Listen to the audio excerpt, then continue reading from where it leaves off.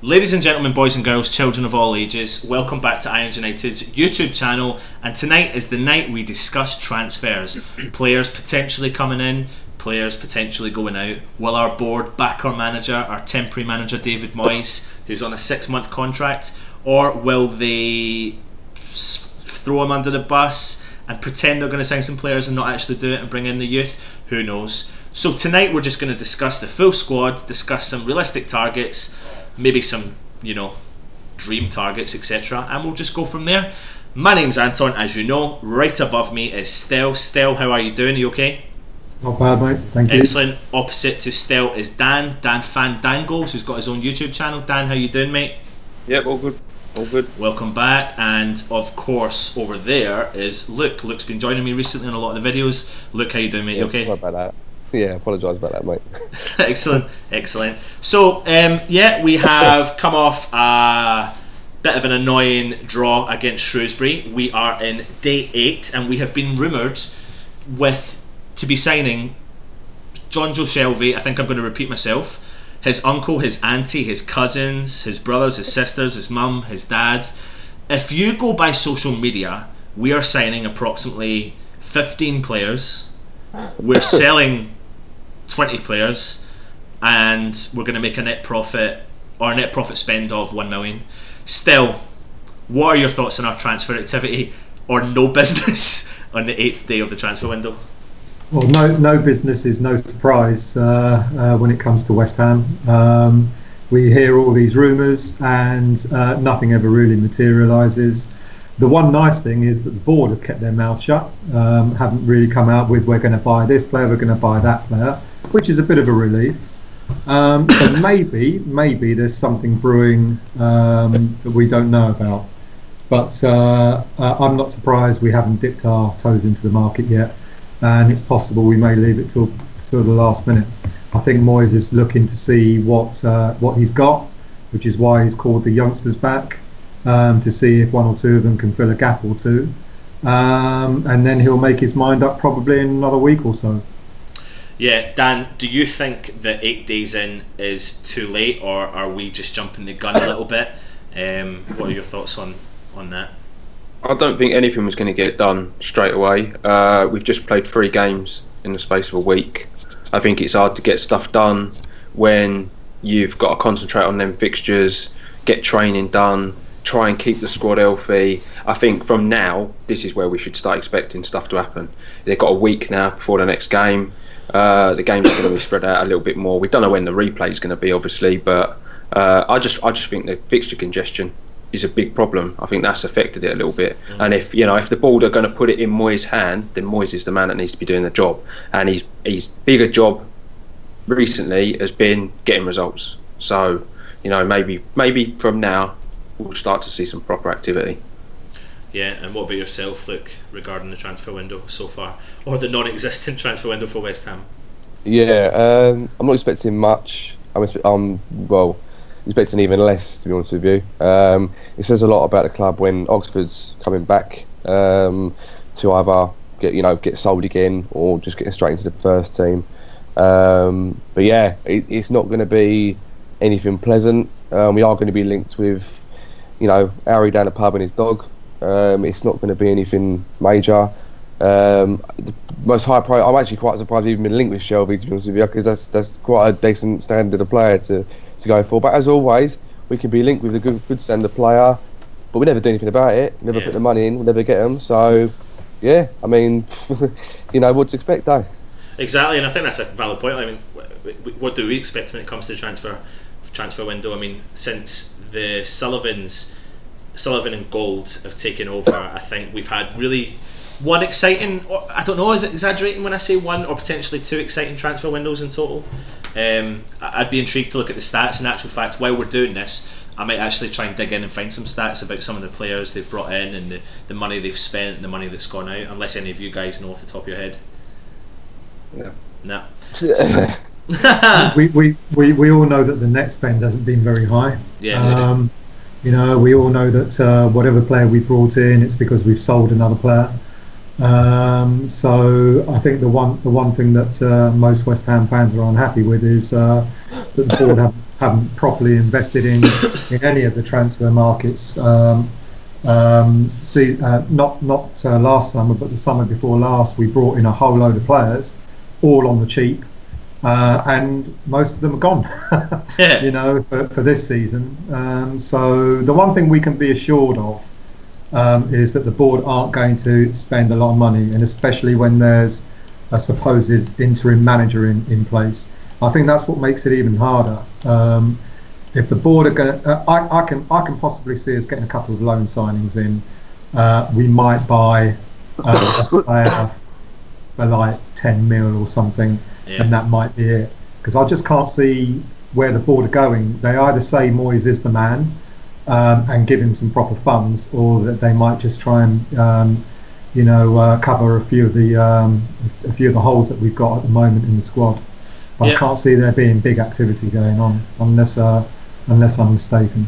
Well, I think the one thing that happened with me regards to the transfer window was 2 or 3 days before I started seeing some rumours and I started getting excited, and then a day later I realised, shit, we're West Ham, this is what happens, so let's just calm down, because like I said, since we have the windows opened, we have been linked to approximately 10 to 15 players, and on our page we're collectively putting in just the BS stories that's going on both our social media sites, just to let people know that it is a bit of a joke, and yeah, you can be linked to players left, right and centre, but you know what happens. Anyway, we've got a current squad, so we're going to start talking about some of the current squad and some of the key players that we think potentially going to come in, go out. We've all kind of written down some players we really want to go out and players we really want to come in who are realistic targets. But the first player I want to talk about is literally been one of the most controversial, most discussed players since he's come in.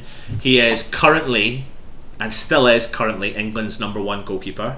He is with West Ham, and he hasn't been performing that great because he's not, well, to be honest, he's not been playing. He came on against Shrewsbury and gave a very lacklustre, average performance, but then there wasn't much there for him to do. But the player we're talking about is blatantly Joe Hart. So probably takes us nicely over to you, Stel. Yeah, I knew it. I mean, Joe Hart he's on my list of players that I think should go in this window. Right. If Newcastle want to come in for him, then we ought to let him go. However, I don't know who we'd get to replace him. I've got to be honest. Whether we'd get a half decent keeper to come in halfway through the season, but he's on my list. I think we should. I don't think he's added anything to West Ham, and I know people won't like hearing it, but I think he's disrupted the team more than he's enhanced it. And if he went, I don't think he'd be missed, to be honest. Dan, do you agree with Stel? Yeah, completely agree with Stel. I think that you only have to look at recent performances to see that the defence look far more organised with Adrian at the back. Adrian's put in better performances this season, and you know, he's a very expensive loan signing if he's not playing. His wages are not low. If you can get rid of them wages and bring in someone else, maybe cheaper, use the money a little wiser, I think it makes sense to send him back. Yeah. He's hardly lit up the West Ham, fan base. I think we're quite split. I was quite excited about it to start with, and then I don't know. He's been awful, and Adrian's proved that he doesn't really warrant a place in the team at the moment. So I'd definitely send him back. Definitely with Stel on this one. Look, do you see the Joe Hart potentially leaving us in this window as a realistic option? Yeah, for himself mainly, because for us it's fine saying that he hasn't performed well, ship him out the window, but as we mentioned, we need to find a replacement in that case. And I know we've got young Trot, who's been playing for the Perth team. Don't really know much about the kid, to be fair. Don't know, there's been no reports about how good he's been or how bad he's been or whatever. But if we let Joe Hart go, and then there is that case going, well, no one can be any worse than he was. I know there's going to be that case, but we still need to find someone to keep Adrian up to get, because I think half the reason maybe Adrian hasn't performed so well since he come back in for Hart is that he thought, shit, Hart's in. Hart's going to be the #1 no matter what I do, no matter how good I am in training, no matter how good I am in the cup games. Lucky for him, Hart was ineligible in the City League game, and from then on, Adrian hasn't looked back. But maybe Adrian has that thing where he thinks in his back of his head, well, I need competition. You know, subconsciously he's thinking, okay, Hart was here, now got the chance, and he's taking that full whack. But if Hart goes, who do you bring in? And is it a case of going back in the Championship like we did before and getting Randolph, or going somewhere in the Premier League and getting another fringe goalkeeper? So it's fine saying Hart can go back, which I'm actually personally behind. Never was a fan of Joe Hart when he, on paper, it was a fantastic signing. England #1, you can't say no to that. In practice, it hasn't worked out. Joe Hart, really, for England's sake as well, needs to go and play permanently somewhere. Probably maybe a relegation threatened team or something like that. But I'm waffling on a little bit. But basically, if he does go, we need to find a replacement, whether that's in the ranks as it is, or in the league, or somewhere else for us, basically. I mean, Stel, do you see it as realistic? Because I think, like you pinpointed, the fact that if he goes, we probably need to look at bringing someone in. Luke talked about our youth keeper. He's probably sat on our bench once, has he? I see it. Yeah, I see a lot of social media attention. I see a lot of website attention to Joe Hart. He is still currently England's #1. I mean, is it realistic, or are we putting ourselves... I know it's controversial, because he probably shouldn't be England's #1, but then again, who should be England's #1? What is realistic? I think Luke touched on it. I think this could be also down to what Joe Hart wants as well. He's seen his first team play slip away. Adrian hasn't put a foot wrong. That's not to say Adrian won't put a foot wrong. And he's probably thinking to himself, well, if this carries on, I'm going to be on the subs bench for the rest of the season. So I just wonder, as much as Moyes is saying he's been the consummate professional and he's taking it on the chin and he'll get his chance, etc. Come on, if Moyes is sensible, he's not going to put Joe Hart back in the team just because he's Joe Hart.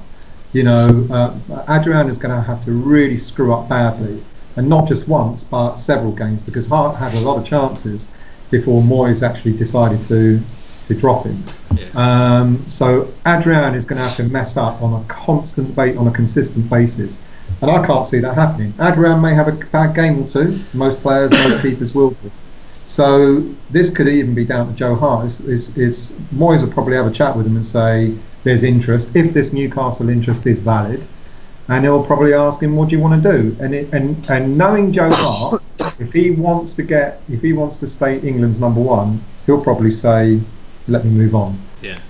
So I reckon it's probably down to him as well, and I think it's realistic, because otherwise Joe Hart faces the rest of the season on the bench, and he ain't going to want that. Yeah, no. And to be honest, I haven't really thought about what goalkeepers are out there and what are realistic, because if we are going to target someone, and maybe it is a shout that you're saying, look, that maybe there isn't someone out there, because are they going to sign? Because if you're going to look for a goalkeeper, it's not easy to find a specific or a #1 goalkeeper out there who's going to move. So you've got to probably go and try and raid the Championship. But then in theory, we've sold a couple of our keepers to the Championship, Darren Randolph. It's just it leaves a little bit of probably a difficult decision for everyone to make. But like you said, Stel, I think Joe Hart's probably going to be integral to that decision. He wants to play in the World Cup. It's going to be his last chance to do it. So why would he not want to make the move? And I don't think it's anything. I think he does like our club.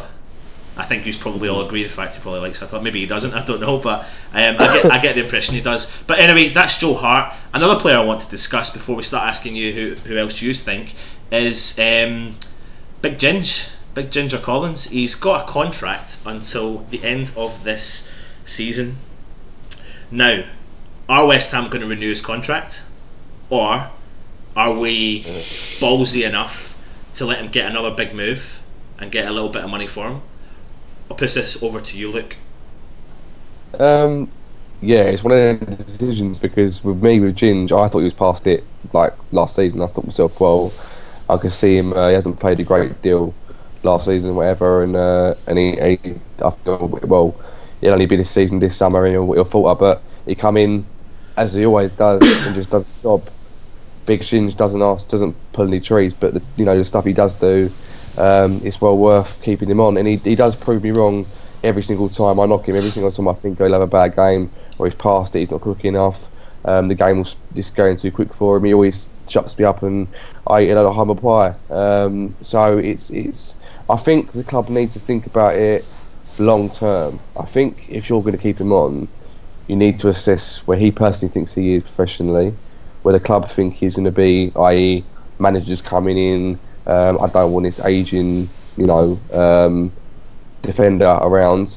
And he's been at the club so long now, where even testimonials been mentioned in the past. And also, do we want him as a coaching role when he does retire, or when he wants to sort of half retire or half not? So it's a case of, do we want him to be, trying to train up Burke, for example, at the back, Rice, Oxford, or do we see him as just someone that can come in when, Reed and Bonner are injured? So for me personally, I think it's worth giving him another contract. Maybe not too long, maybe like another year or maybe a year and a half or something along them lines. But I think he's one of them players that you always think, oh, he's finished now, that's him done, and he just proves you wrong every time. Well, me personally anyway. But I'd give him another contract personally if it was me. I think it's interesting there that you've mentioned the youth players, because I don't see him going anywhere in this window. I think they're going to give it till May, because obviously his contract's up at the end of the season. And I don't know, this is probably what I would do if I was the manager. I'd give him till May. Right? They've called Burke back, they've called Oxford back, we've got Rice who's performing well at centre back, and them other two lads have got to now step up and prove they can do it. And if in the next 5 months they prove that they can be Premier League quality centre backs, then you've got youthful options there, and there's no need to keep someone like Jonjo. You could probably, start to, because if there's one thing we can say about this squad, it's ageing. It's one of the oldest squads in the league, and we need to start, bleeding in some young players. And there's a lot been said about your Burks, your Oxfords, your Rices, all these players, and now is the chance to give them a go. And if it doesn't work, then maybe you give them a short-term contract at the end of the season just to cover your arse, going into the next season. Because I just don't see our board ever spending big money on players like centre-backs, right-backs, left-backs. I just don't ever see it happening. So we need to make the most of what we've got now, and maybe Collins can be integral into bleeding those players into the first team. Yeah. Do you see James Collins as, he's a little bit injury prone just now, and if he continues being injury prone and he gets injured into the end of the season, he potentially sits on that free transfer list. And sometimes I look at some of the players that sit on that transfer list, and then a year down the line I hear that no one snapped them up and they're still sitting waiting for a transfer, maybe because they got an injury or maybe they didn't. Just there's always that level of player there. And I think I kind of worry for his career in terms of, I know he's coming to the end of his career, but he's definitely got a few years left in him at specific levels. You never know, we might give him an extra contract if we go to the Championship. Let's hope we don't, but I know, but it's got to be realistic. Stel, what are your thoughts on Ginge? I agree with Dan, really. I think there's no rush to sell him in this window. It actually wouldn't make a lot of sense. Mainly because our central defenders haven't been playing that great. When Collins comes in, he puts his all in. He's not the most sublime of defenders, but he's a tough nut. He'll put his head in where others fear. And there's no reason to sell him. And to be honest, if we sell him, what are we going to get for him at his age? A couple of million maybe, and what we're going to do with that? We're not going to be able to buy anyone to replace him for a couple of million. And as Dan said, we've got the youngsters, and they can learn a lot of Collins. They can learn how to do some real old-fashioned defending, some real proper hard central defender defending. So yeah, I don't think we should sell him. We wouldn't get much for him anyway. What would he do? He'll join Swansea? He'll join West Brom, if they lose one of their central defenders. For what benefit? I think it's better that we keep him. Yep. No, that's cool. Again, it's great. We're going to just kind of keep talking about some of the players, and then we'll come to you guys and come to myself about players we want to come in and come out. The last player before we do that is another player that's on the tip of our tongues at the moment. He has been the most, as Luke describes our football club, bipolar player we have probably seen in a West Ham shirt this decade. His name is Cheikhou Kouyate. Yeah. Mr. Cheikhou Kouyate. I'll throw this to you, Dan, to start us off on Cheikhou Kouyate. I don't know where to start where he's concerned. 2 seasons ago, he's my favourite player. Now I can't fucking stand him. Every time he pulls on a shirt, and I just want him to take it off. I don't know if it was doing the rounds on Twitter and Facebook and everything, but him tracking back against Shrewsbury yesterday, I've never seen anything like it. Fucking laziness in that player. But the trouble is, that's just not a one-off. This happens week in, week out. This happens every time he's on the pitch. He ball watches. He just follows the game. It's all right. I'm getting 60 grand at the end of this. I'll just walk up and down. It don't matter. He don't give. To me, it's like he doesn't want to be there anymore. His agent give him that hope that he could have got a little big money move to AC Milan in the summer, and his head's gone down. And he's gone, don't fancy this no more. I want that move, and he don't fancy it. It doesn't work with Obiang. He doesn't work next to Noble. It doesn't work for the team. It's just such an odd one, because he was a world beater for us when he came in the first 2 seasons, and to see a player tail off the way he has, it's just so concerning. It's ridiculous. And I know I'm not the only West Ham fan that feels like this about Kouyate either. Like, literally everyone I speak to, they like, what happened to that Kouyate of 2 years ago? Listen, it's crazy. I'll hold my hand up and I'll say I was sticking up for him even up until probably earlier in the season. But there is absolutely no way I find that anyone could really stick up for Kouyate. I know everyone's entitled to their own opinion, but I have never seen a player lose so much momentum, I suppose you could say. I mean, this he's talking about an international quality on his day, best midfielder, or one of the best midfielders in that league at what he does. He was arguably one of the best box-to-box players in the Premier League, and he showed that. He was an upgrade on the Army, basically. Yeah, massive upgrade. Yeah. Stel, Kouyate.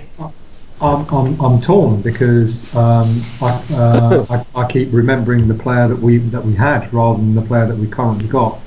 And I keep saying to myself, he's going to find form. He's going to turn up. He's gonna all of a sudden he's going to become the player that we've had. But when I saw him play, I mean, I didn't go to the game yesterday, I only watched it on the box. But when I saw him play against Shrewsbury, I was actually really shocked. Yeah. I was like, what is going on? He was strolling around. He had yet another chance for a header, like he had against Spurs. That he was half-hearted. Normally you'd see him, he'd bullet it in, and he just didn't seem to want to try hard enough. He didn't seem to every time the ball came near him, almost as if the ball was going to dirty his shirt. He just didn't really want to get involved, and it's such a shame. And I'll say I think we should maybe keep him till the end of the season, and then look to sell him, because I'm kind of half hoping that he'll turn up. But and what have we said so many times before? The dream midfield duo of Obiang and Kouyate, and they both completely let us down. But he's been a bigger culprit than Obiang has for not making that work. And I think we should keep him, but only to the end of the season.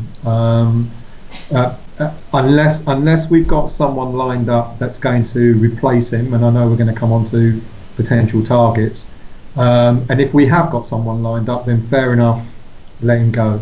But if we haven't, then he, at least he's a squad player, if nothing else. But yeah, I'm like everyone else here. I'm shocked and surprised and bit sad really that such a great player has gone so downhill. Yeah, I mean, look, just under 2 years ago, he signed a 5-year contract extension. He's with us until the 2020 to 21 season. Where are you at with Cheikhou Kouyate? Would you sell him in this window? Dan, I'll come back to you and ask you that in a minute as well, because I never asked you that. I'd do 2 options right now. First of all, actually I'd do 3 actually. That's it. First of all, if we got a decent offer for him, and I mean half decent at least, to be honest with you, I'd sell him. The second thing I'd do is I'd give Stuart Pearce 5 minutes with him in the changing room, see how he is after that. And then thirdly, I'd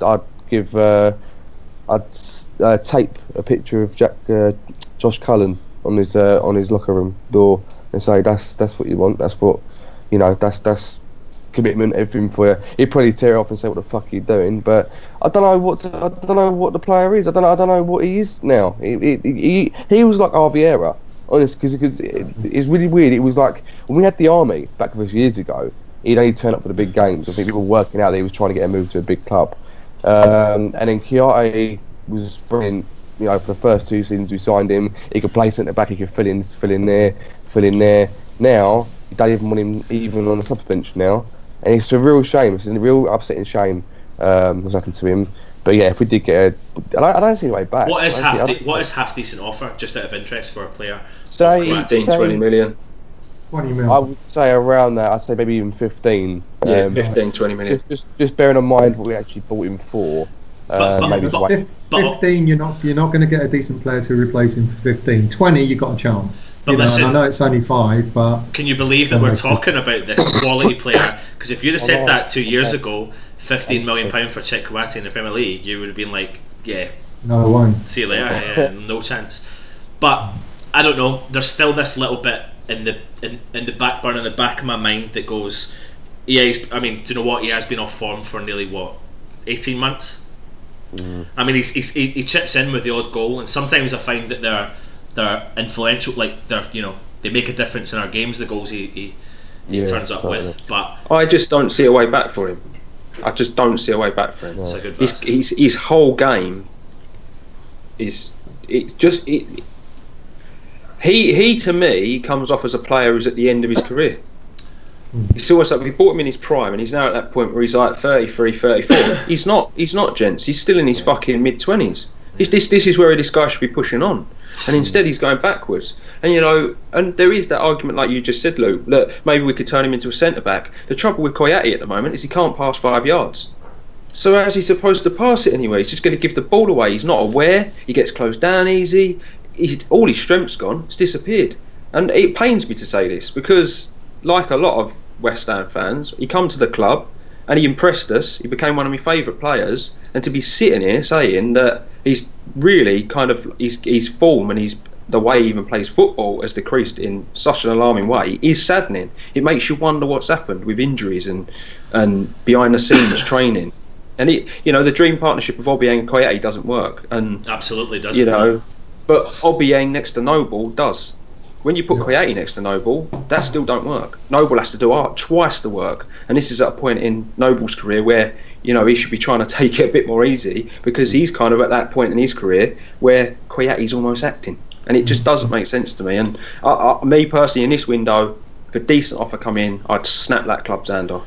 I'd take the money and then I'd reinvest. Would we sell him? Would we sell him to a Premiership rival, or would we hope he goes abroad? I think he'd go abroad. I think he wants to go abroad.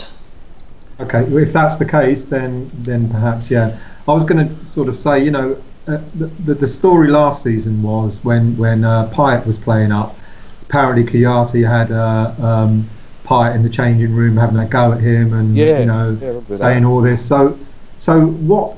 How's it turned? If Kouyate's got that heart for West Ham, what the hell has happened? We can understand, and we'll all admit, when Bilic was there, he was playing him as a centre back that he didn't like playing in. He even said it.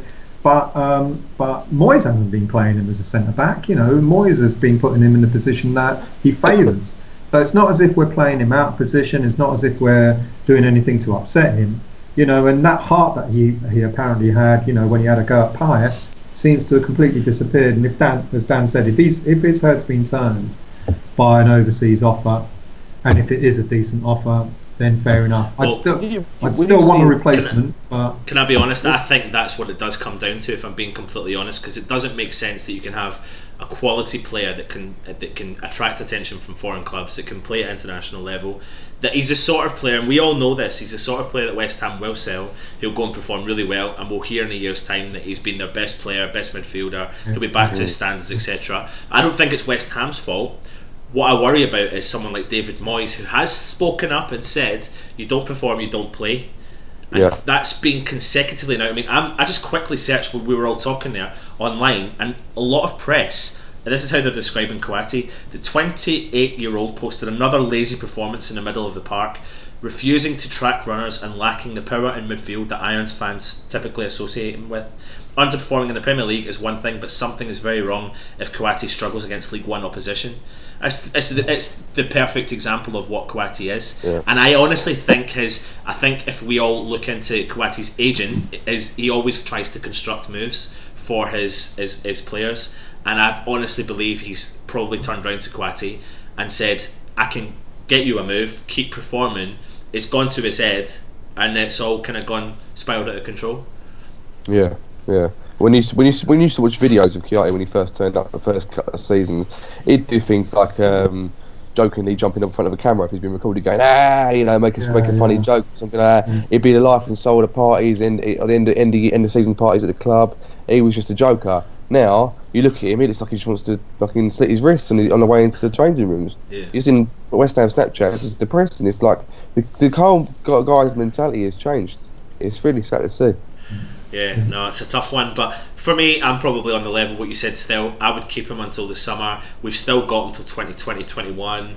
I think he's still got. I mean, our squad's thin. We don't believe if our club do decide to invest in players, will we potentially need him for our run-in for the season? Probably, but if he keeps performing the way he does, then no. Would I accept £15 million? No. Would I accept £20 million? I mean, no, right now, no, because I still think in the summer, even if he has a shit 6 months, we'll probably still get 15, near enough to £20 million for him. So I just think he's worth keeping. But listen, we're all entitled to our opinions, and that's how that one goes. But I suppose it comes to a nice time now to talk about some potential targets. So we can. I mean, who wants to go first? Well, actually, can I just add to the going outs quickly? Yeah. Well, no, we're going to go back to that. We're going to come back to that. Oh, okay. Yeah, I'll go to that. Well, I'll go for. I mean, coming in, yeah. Players we want to see come to the club. Top of my list. I think Dan agrees with me as well. I'd like to see certain Moy from Huddersfield be brought in. For me, he's just basically for someone like we were linked obviously in the summer heavily with Carvalho. Paddy, one of his main strengths is the fact that he can just ping balls left, right, and centre at ease, and that's what Moy does for Huddersfield every single week without any trouble at all. It just seems to be maybe not saying a perfect replacement for Noble, but I've looked at him since the Championship games with Huddersfield when they were cut last season, and he just seems to be almost just the stuff that you wouldn't think that was easy to a footballer. He just seems to just ping balls like Gerrard and Scholes back in their prime. And I'm not obviously comparing him with them two at all, but I'm saying that the standards they were at with their passing range, he's exactly the same. He's got a shot on him. He's got a bit of physicality to him. When he used to play the big boys, when I've seen him play teams like United and City and stuff like that, he just bosses the midfield. You don't let things get past him. Can't see him being that expensive either. To me, he'd be the first player in the door. Yeah, I'll rate him. I rate him really highly. It's no surprise that he spent time at Man City as well, because he was on loan at Huddersfield last year.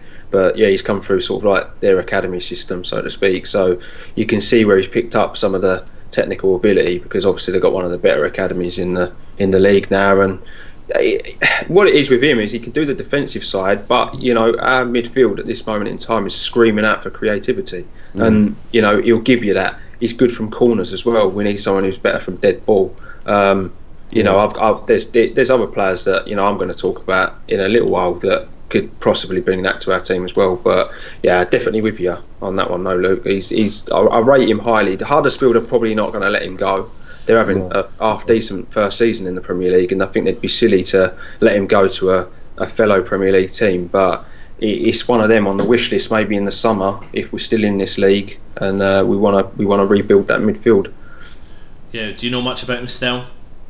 I'm afraid I don't. Yeah, I'm not gonna. Yeah, but it looks like. Sorry. I'll go with what the lads are saying. He sounds like the ideal player for us. Yeah. But I would agree that if he's doing that well, Huddersfield would be very reluctant to let him go, especially in the January transfer window. But if he is what you guys say he is, then yeah, absolutely for the summer, we can build around a player like that. We're talking about an Australian international central midfielder, 27 years old, currently playing for Huddersfield. 27. Fucking hell. Yeah. He's that old. 27. I mean, anything else that you guys, I mean, you Dan and Luke, you kind of know about? I mean, whose position is he going to take over? Is he a kind of straight swap Kouyate, or? Yeah, he's going to play centre mid. He's going to play next to someone. Yeah. For me, he's more of a replacement for Noble. Only he's going to give you more of a. He's going to give you more in the final third than Noble possibly gives us. I think we've got to start looking for that. At the end of the day, I'm by no means going to say that Noble's past it, because he's made me eat my words this season. He's been brilliant. Yeah. But we have got to start looking at that. He's not getting any younger, and we rely on him far too heavily. Look how influential he's been in all the games that he's come in. But we can't keep, going into games and then having to bring Noble in off the bench, or having to start Noble. We can't keep relying on this poor sod every single time just to pick up victories and pick up points. The team's got to start to learn to do it without him. Yeah. And we've got to start looking for replacements. Nothing more here. Do you guys arguably could be that? Do you guys think that this is the level of player? Maybe I'm doing this guy Moya an injustice here, but is this the level of player that's realistic for West Ham? I think it is, personally. I think that we set our standards too high. Yeah. We were promised a lot of things when we went over to the new stadium, but we all know that the board can't back that shit up. So we've all, as fans, we've got to start being more realistic. We've got to start looking at, consistently good Premier League players. Fuck this world-class shit. If they're consistently doing it week in, week out, which a lot of our midfield isn't, that's what we've got to start looking at. That's my personal opinion on it. Yeah, I agree. If you look at our transfers, we've had we got lucky with Payet. We got lucky with Lanzini. He was a punt. We've tried to bring in a couple of players that are meant to be world class. Zaza on loan and people like that. They either haven't.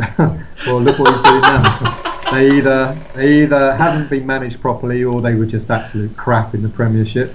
I agree with Dan. We've got to stop going on about the 35-40 million pound players, because the board are they may surprise us, but I don't think that's any time soon, unless 35 million becomes the norm in terms of price for a player.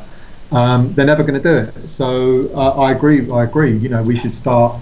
It's not lowering the standards, but it's being more realistic. Yeah. And accepting the fact that we're a team that under someone like Moyes could start hitting top 8 on a regular basis, and if we do, we need the players who are going to be consistent, who are going to get us to that level, in order for us to then want to go and buy the 40-50 million pound players when we're hitting Europa League or touching on Champions League, which seems like a lifetime away at the moment.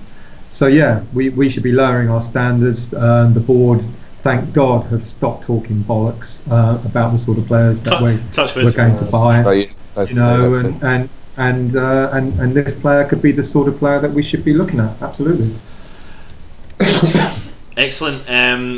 I suppose that's a good shout, guys. If I'm being completely honest with you, I'm not really massively familiar with him, but maybe that's because I've fallen under the lovely spell that the board have given to us and are looking at the higher standard of players. So yeah, I know when we come on to my transfer target, I'll tell you why I believe he's more realistic. But yeah, Dan, over to yourself. Have you got any kind of targets you want to talk about? I've got one that I think is realistic. I think they are not going to want to sell him because they're struggling as well. But as you know, I watch a lot of the Premier League. I watch a lot of the youth football. I was watching this lad when he was coming through, and I would love Ward-Prowse from Southampton. Yeah. This lad's a baller. He's fucking brilliant, box to box. His free kicks and his corners are unbelievable. And I give Carroll such a rough ride, right? But Carroll relies on service, right? And if you've got someone like a Ward-Prowse taking corners, Carroll's going to start scoring goals, trust me. We need someone. We need that. We haven't got... After Payet went, our dead ball disappeared. Our dead ball completely disappeared. And I think, you know, if you can bring in a centre mid, he's a young player as well. He's on the cusp of England call ups. That's the sort of player we need.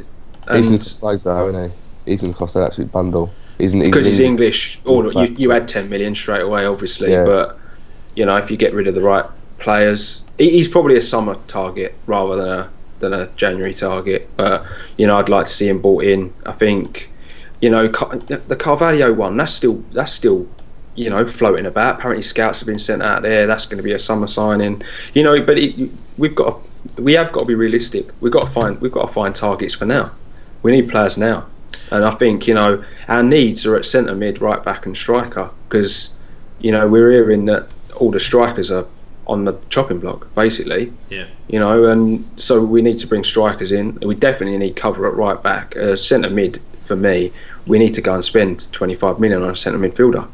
We stand a chance. That is where we are being beat.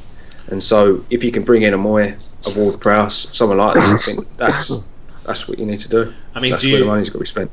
He's kind of, I mean, how old is he? We're looking at a player who's 23. He's got over 150 appearances for Southampton. I mean, is it even a realistic target in the summer, Dan? I mean, I'm putting this one back to you. Depends how they do. They're struggling. They're down there with us. Yeah. You know, if they don't make a change, their best players are going to be on the chopping block. And I personally believe he's one of their better players. Yeah. So it could be a realistic, you know, transfer target. Would our board look at it? Probably not. He doesn't have that sprinkle of stardust, does he? That they love so much. But you know, like I've already touched upon, he's consistent and he'll do the job that we need him to do. I mean, I think I've watched. Sorry, mate. No, as you said, he's not that sprinkle of stardust that the board are looking for. But what have we brought in? That is. Yeah.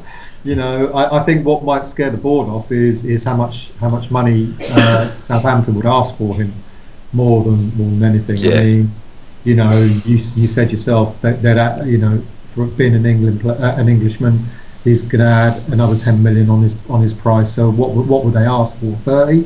30, maybe 35 million, maybe, because he's so young as well. Is Ward-Prowse not? He's a free kick specialist, isn't he, in a set piece? Yeah. I think I seen something on Sky. I don't know if he'd done something on Soccer AM or whatever, and I thought, wow, this guy is a bit of a baller. Like he's very clever. Like he kind of, the way he holds the ball, the way, am I right in saying the way he kind of goes forward with the ball, it's Gareth Bailey in a way?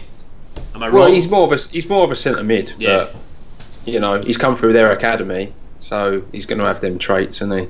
Well, we all come through that academy, and we all know Southampton have got a special bond with Liverpool, and there's a strong possibility if he's performing reasonably well, then Southampton might want to make a little bit extra money and speak to their best friends.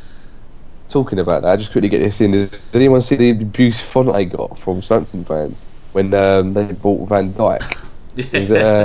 Yeah, I don't know if anyone hasn't seen it. Basically, Van Dijk announced on his Instagram that he was going to Liverpool. Fonte put a comment saying, "Congratulations. Next up, oi, Brian Bertrand." Yeah. And that then produced literally a torrent of abuse from Southampton fans saying, "I held Fonte as one of the legends of the club. Always loved him. He's completely ruined right now. He's this, that, and the other." And then Fonte come back saying, "Oh, it was only a joke between me and Bertrand when I was at the club." Saying, "Oh, they're buying so many of our players. The next one will be Bertrand and whoever." And it was like, you're thinking, fuck. I mean, like, you know, we all sort of took the piss out of Fonte, saying what a waste of money he was. You know, he's been all right this season until he got injured. But yeah, it was like, you know, it was. I mean, who else is going to go Liverpool? I mean, we in a way, we kind of need to have that ourselves. We need a little feeder club of ourselves. We can just go and pinch players off. You know, also need to spend money at the same time as well. But we need a sort of club like Southampton. You know, maybe I don't know, shitty little team in Championship is producing loads of good players. Don't know who that is, but do you know what? Do you know what we've actually physically become a feeder club for all other clubs, because when you think back to all the players we signed a couple of seasons ago, Stel, I think you touched upon it when we qualified for the Europa League qualifying stages. We signed about 12 players, and now we've fed Middlesbrough 2 of them. So we're feeding clubs below us are our hanger-ons, and they were a bit shit though. Yeah, they were. Of course they were. But we are now being renowned as we'll just sign any player just to bring them in on a contract, and then if they do shit, they'll kind of go. But you know, it's like we're doing a Tottenham, but we're doing it really shit. Where Tottenham are like Ward-Prowse is the sort of player. You know what the problem is, Anne? Our board buy players like they buy their clothes, don't they? Yeah. They don't wear Next. They wear Gucci. They buy the name. It's like this has happened with Hernandez, lads. They bought a name. He ain't done anything. He ain't brought anything to the party, is he? Yeah. You know. And they've done it with a lot of players. You look at a lot of these players. Yeah, but then they buy the name. Then they go online and they see Matalan are doing a 70% sale, and they get really tempted, and then they go into their 70% sale market and they think, oh, that top looks nice, or that player looks nice. Let's just offer them. Oh no, do you know what? They even do one better. They go to the local market and they start haggling. You know. So yeah, it's just fruit. Yeah, it's just embarrassing. But yeah, do you know what? If we were linked with players, I don't know, Dan.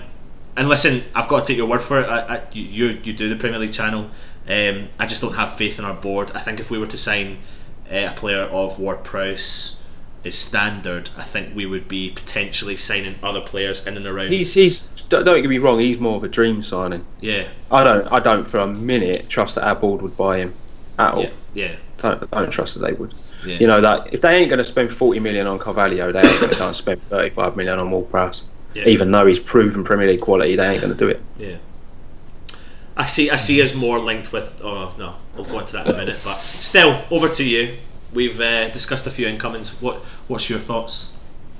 I think the one player that we're probably going to end up signing, which would be a mark of whether Moyes does stay or not, is Fellaini.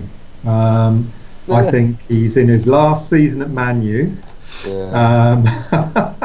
I'm not saying I want him. I'm just saying what could be possible. He's in his last season at Man U. Whether he'll sign a new contract or not, we don't know. It's a possibility. You know, Moyes likes him, and you could see that one coming off. You could possibly see that one coming off. You know, whether we like it or not is irrelevant. It's what might be realistic. Because we've had a lot of players thrown our way in the press.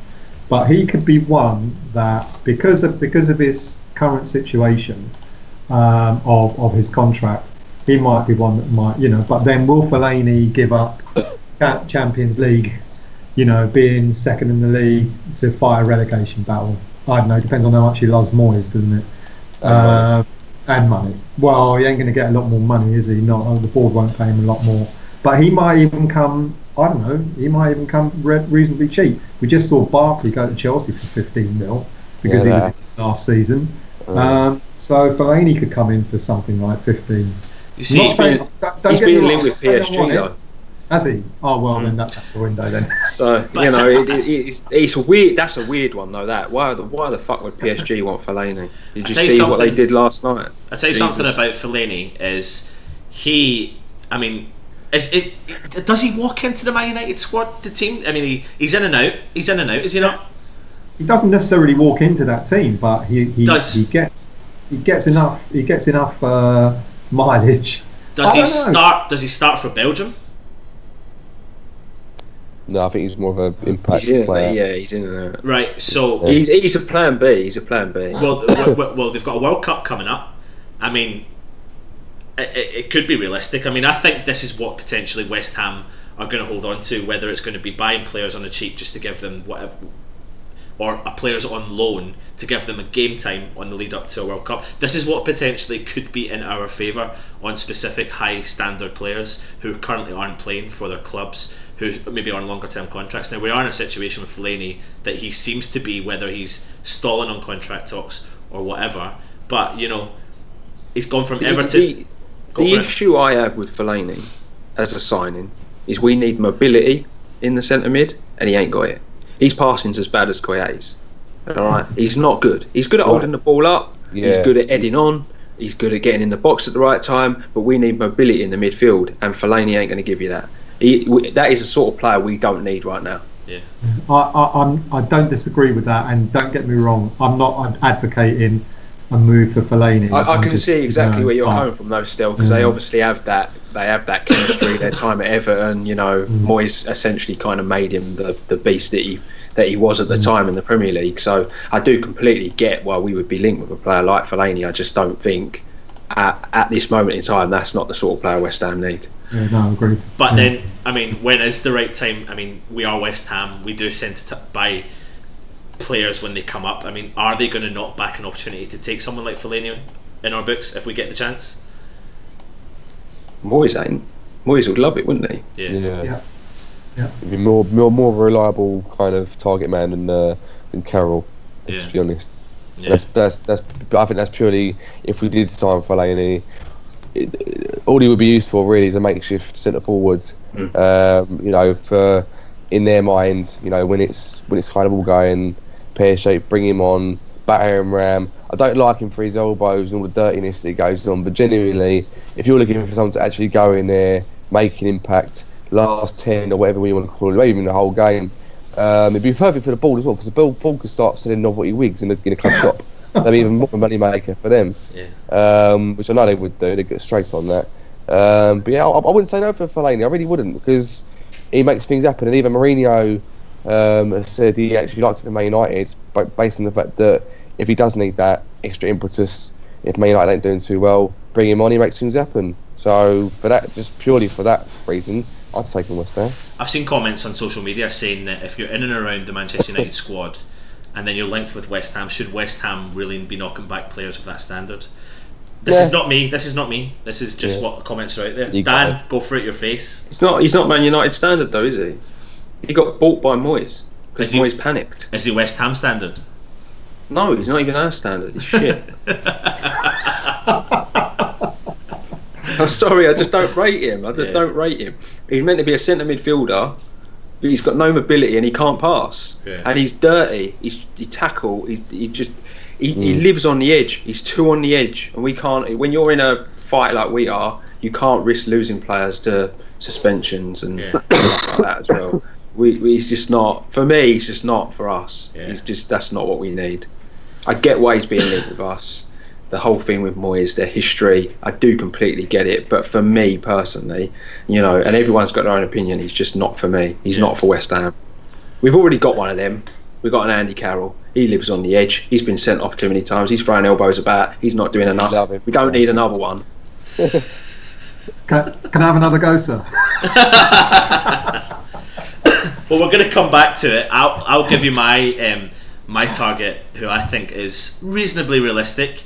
I think our board are going to start dipping into the market in the league below where we are, whether it's loans or signing up players. I think it's a risk that for our boards is a good risk, because if we do go down, then they've got a decent enough squad, and if we stay up, it could work out to be an Antonio sort of player. And I think if we look at when Antonio was playing up front, he's not a striker, he's a midfielder, but he was doing the job that the managers wanted him to do, which is a powerful centre forward. A player I'm thinking I would like us to get linked to is Brett Assombalonga, who currently plays at Middlesbrough. The reason why I'm bringing this name into it is I think this is realistic for January. I don't think this is, and again, Dan, I can see by your face. I mean, you listen. This guy has played in the lower leagues for a long time. Where's he playing now? He's at Middlesbrough. He's signed. He did sign in the summer. Like, to be fair, he did sign in the summer for Nottingham Forest. But he's realistic. You offer something like Middlesbrough, who are currently struggling in the Championship, mid-table. He's scored 12 and 24 for them this season. Last season he scored 30, or in the last couple of seasons 30 and 65 for Forest. Congolese international. Last time we had a Congolese, he was Harita Lunga. So he comes maybe recommended from Harita Lunga. Not that I know Harita Lunga, I've been texting him. But I mean, what are your thoughts? Assombalonga, strong. I mean, if you see any of his highlights, he's just attack minded. Yeah, but that's forward. His level. That's his level. That's our level. No, we're not a Championship level club. Come on, we're not a Championship. Oh, come on, we're not. We're a lower league, Premier League team, but we're not a Championship. You've got to look at players like Antonio, though. Like, look where he came from. Yeah, but I'm going to say something you're all going to hate. He's overrated. Right. Antonio what he does well is he knocks it past people and runs after it And because he's got runs. pace to burn. And he works quite hard when he's fit, but he's never allowed to be fit because we rely on him too heavily. We haven't seen the Antonio of a season ago because of that reason. Oh, look, react. And Assombalonga, I'm sorry, but Assombalonga is a championship level player. He pinged his cruciate ligament and he was never the same after it. But I tell you what, though, Dan. Oh, sorry, Stel. I tell you what. I was going to say, all right, go for it. I'd be worried if we start signing championship players. It means we're getting ready for the championship, and I'd be really worried about that. And I think we should be picking players that maybe, like a Fellaini, who aren't playing regularly for a Premiership team, but could possibly do a job for us. And to go to dip into the Championship is more or less admitting we're going to be done for. We're going to get prepared for the Championship. So let's buy players who know the Championship. But we do. I personally think it's not the right thing to do. Yeah, but what I think is, and I agree, I want us to be signing all of these players left, right and centre. But we do know that there are players down in the Championship that can make the jump. Yeah, it is reasonably risky to do it at this time of the year. But we have a manager who's only on an interim basis. We have a board that I'm going to spend money. But we all know that's a lie. If he keeps us up, if he keeps us up, and even if we finish 17th, he gets offered a year's deal. We all know that's a lie. I'd see. Is he going to get offered a year's deal, even if he keeps us up at 17th? I'm sure he's not just going to walk away with a bonus. I know our board. We ain't got to pay compensation. We haven't got to go pay compensation for anybody else because he's there, he's available. You just got to offer him a new contract. Think about how our board work. Yeah, they just didn't offer him the job. He kept us up. He did what they want him to do. Yeah. I guarantee when they sat down in that meeting, they haven't turned around to him and said, "We want you to make the FA Cup final and finish in the top six." That's not what they've done. They've just said they've gone to him. Keep us above that relegation zone to January. Maybe we'll give you a little bit of money to help you out and keep us in the league, and then we'll see what we do next year. But there is a but to that, though. He is still on an interim post. We know maybe it's in a lie terms, but it's the world of what players are going to come to us. Is players like Fellaini going to come to us, or Ward-Prowse going to come to us, knowing that our manager is there on an interim basis? We're struggling at the bottom end of the league. Or you look at the Championship and you think that's realistic. That's where our board. It's 8 days in. We've not signed anyone yet. We don't really know where we're going to go with this. I just predict that they are going to play a risky game, but they're thinking of both options. A risk that can work, and if it fails, they've got players and a squad ready to go in the Championship. Because that's the way I think our board think. That is the way I think Assombalonga is going to cost more than you think. No, I think he is, but I think he's not going to cost more than 12, 13. I mean, you're talking about players in the Championship that are going for 12 or 13 when they score a lot of goals in the Championship. What's his name? The lad that was at Leeds. He signed for Villa for like 18 million. Ross McCormick. Yeah. Well, Assombalonga's got as good a goal to game ratio as him. Yeah. And I know I'm sitting here going, nah, not for me, not Premier League. But at that level, he scores goals. Yeah. Nah, for me, yeah, he does. But 18 million, I think, would Middlesbrough accept £15 million for Assombalonga? I think they would. They're sitting 9th or 10th in the league. Yeah, they're still reasonably off the playoff positions, but they are relying on his goals, though. Yeah, maybe they are. But then they were going to have money to spend. They can then go and sweep up the rest of the Championship because players are going to get attracted to Middlesbrough. Their owner invests his money. He always has done. I just think he's a sort of player. Realistically, if we get him, I wouldn't be disappointed. But I would be disappointed in terms of what Stel's saying. I'd be disappointed at the fact that we're not going for the higher level player.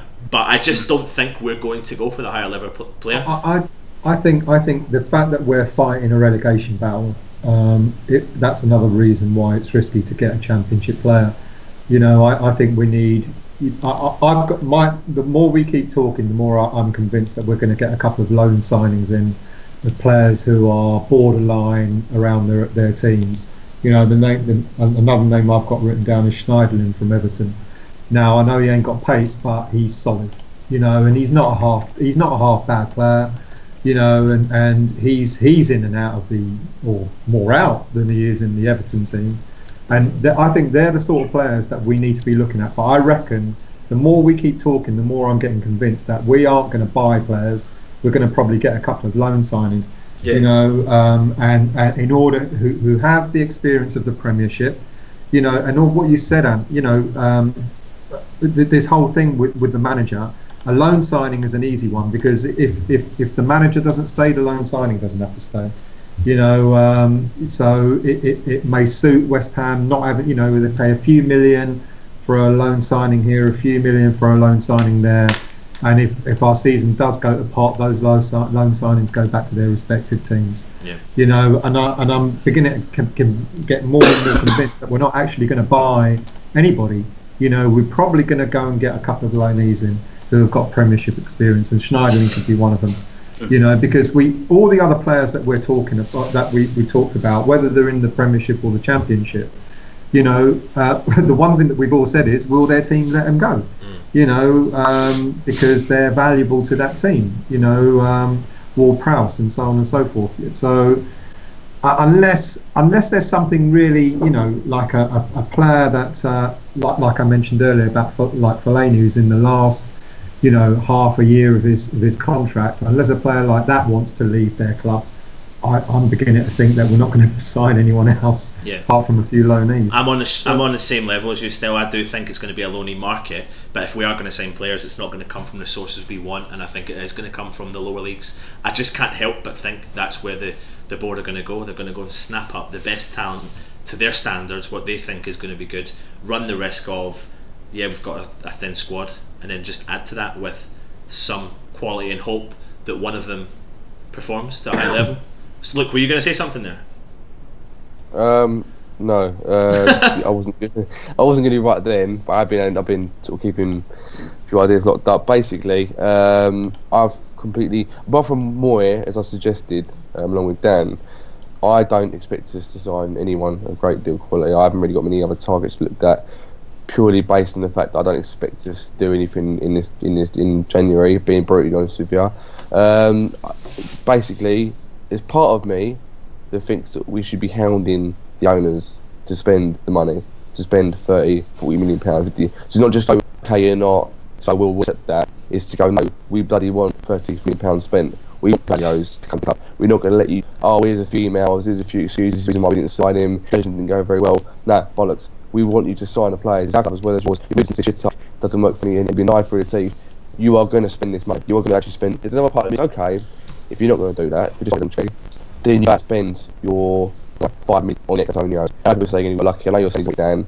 but fundamentally, if you're looking realistically, you look at players as has been the last few contract, or they're free players at the top clubs who's on a bit of a loan deal like that, or they're the case where your charity players from about to be promoted clubs, like quite classic clubs in the Premier League.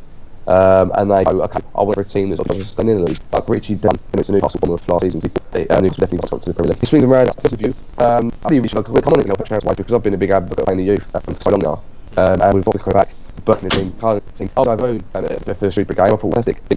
And I really don't care if you go down, but I you guys playing. I might want to see overrated players that have been lucky to any calls out West Ham fans. It's been so. I think personally, I'm not going to play the Premier League. I don't think shit doesn't happen as a bright. I don't think it must improve. In my opinion, I like to kick up the other current players on the team is easy to say, you got a job to do, lads. I can do it. Yeah. You get me, you're going to fucking sign me because I can do some work. You're going to start getting it. Lanzini, start stepping up, so a few more big days.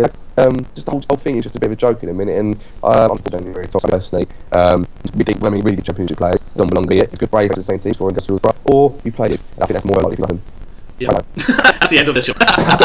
So let's go on to West Ham players. I mean, I don't know if this is a crazy time of year, but a couple of crazy rumours. Is there possibly future class of our star centre forward Andy Carroll is in line to move to Chelsea? I was talking to a Chelsea fan who works at my place, and he said about something that I didn't even think of. He's not. He can play the Champions League. You know, that's why Chelsea won him. There was a link as well in the summer was Llorente, and Llorente and Carroll are very similar, right? And for me, I think this is a thing. This is it's not going away. Last 10 minutes, I've got someone that I can rely on, that I can sling up there. Conte has got this in his locker that he likes that, and he worked with Llorente before. He looks at it now like Llorente's not Spurs yet. That's an option. Wasn't the best thing. Andy Carroll's here. He does his job. It makes sense. It's realistic. Yeah, it's realistic. I mean, you know, we're talking about players we like to come in. It probably does depend on will see of players. You know, and if the likes of Andy Carroll goes, then our hands going to be forced. We're going to have to get a replacement. You know, It is possible. Chelsea may step up and buy Andy Carroll. And I'm with you, Dan. Buy 20 million. Would buy Leon and back so I like the rest of the season. There you go. Absolutely, absolutely. It is the deal. Well, absolutely. I think I would snap the hand off that one, and that could be realistic. But he needs to play games. He wants to play games. He ain't going to play games in the current format, so he's probably looking for a low move with the potential to something permanent. So I think that is realistic. With the Carroll situation, I think it's also realistic because what Connor's like you said, Dan, last 10 minutes of a game, Champions League. We all know when Andy Carroll fire, there's no players in the match up top. Chelsea do something that we don't regularly, and that gets very good quality service in the box. I was just going to say that they will put the ball exactly where Carroll wants it, week in, week out. We bought Matt Jarvis, and he couldn't even bloody do it. But they've got other players. In that case, this is like Hernandez. And who? What? I'm sorry, mate. Go on. Sorry. No, I've done my bit anyway. And what bench would you rather sit on? A Champions League Chelsea bench or a West Ham bench fighting relegation? West Ham, all day long. Stupid question. Move on. I think this is a rumour that has broken. That's maybe not a rumour, that there is some substance to the story. And what a move for Andy Carroll. Listen, do you know what? It's like Marmite. You either like him or you don't. Love him. On his day, I can't. I do like him on his day. I think he is. We're just laughing at Luke because me and Luke have so much banter about him. Yeah, we do. I think he's sometimes he's unplayable, and it's just one of those players that you can totally see working for Chelsea. He'll go there, he'll win the league next year, he'll win the Champions League, and then that's him. That's his career. Been a successful career.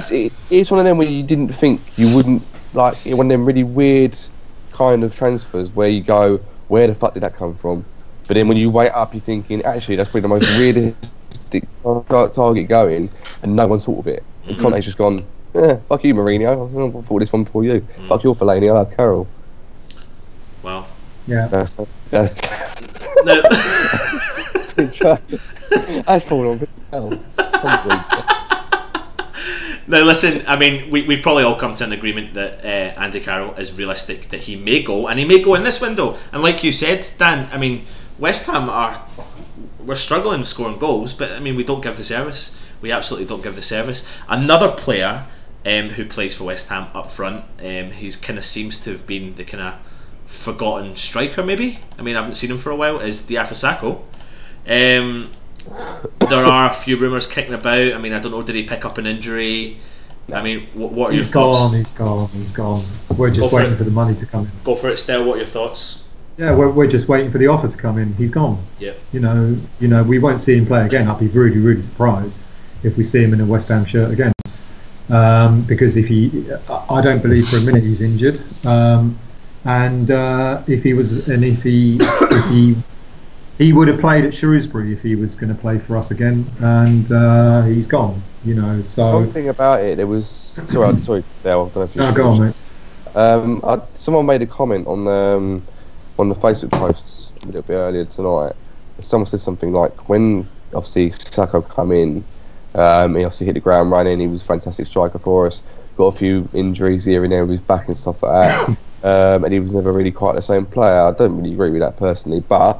It was highlighted saying that at some point over the last year or so, the club made it aware that they wanted a better striker. They wanted to find a 40 million pound striker. Yeah. Well, the owners didn't exactly hide that money as well. You look at it, you think to yourself, well, to be fair, I know we didn't buy Saka for a lot. Obviously, came with a deal with Maega, but he is, for me, on his day, as good as any striker in the league, in the top league, league.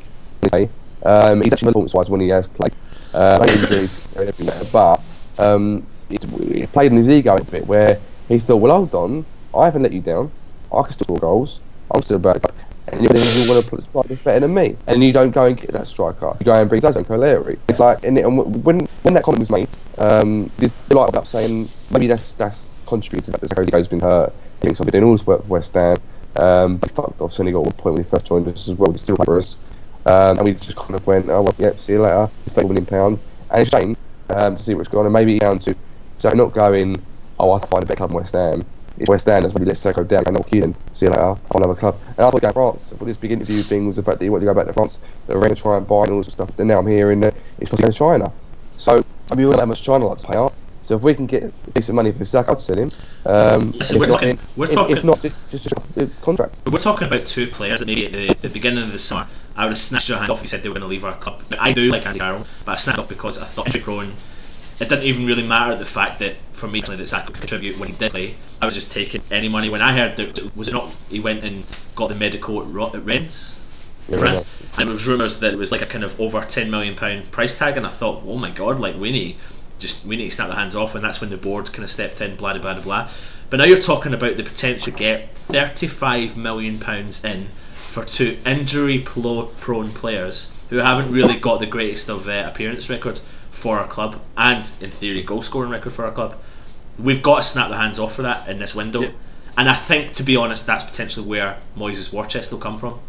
And the biggest thing with Saka as well is you're removing that attitude, that toxic, that you remove that from the locker room. That's the biggest plus with getting rid of Saka. Yeah. It's not even that he's injury prone and he earns X amount of money a week. It's just you get rid of that awful attitude, the ego. You get rid of that. My issue with Carroll's always been that he just doesn't do enough. He's too injury prone. He earns a lot of money. Has he ever scored double figures? That's the problem. He's never been fit enough for it.